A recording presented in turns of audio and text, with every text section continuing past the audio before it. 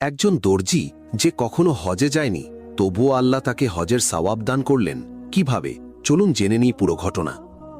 একটি ছোট্ট গ্রামে আহমাদ নামে এক গরিব দর্জি থাকত। সারাদিন সে কাপড় সেলাই করত, আর সেই আয় দিয়েই তার পরিবার চলত। কিন্তু যখনই সে হজ থেকে ফেরা হাজিদের দেখত বা কাউকে হজে যেতে দেখত, তার মনে একটাই তামান্না জাগত। সে বলতো, ইনশাআল্লাহ একদিন আমিও আল্লাহর ঘরে যাব। সে দিন রাত পরিশ্রম করত, মানুষের কাপড় সেলাই করত, পাঞ্জাবি শার্ট বানাতো, আর যা সামান্য উপার্জন করত তার কিছু দিয়ে সংসার চালাতো, আর কিছু চুপি চুপি জমিয়ে রাখত।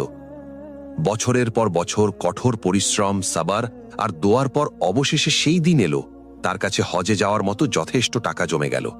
দর্জি আনন্দে কেঁদে ফেলল, আল্লাহর শুকরিয়া আদায় করল এবং হাজিদের কাফেলার সাথে হজের উদ্দেশ্যে রওনা দিল। পথে এক জায়গায় কাফেলা বিশ্রামের জন্য থামল। দর্জি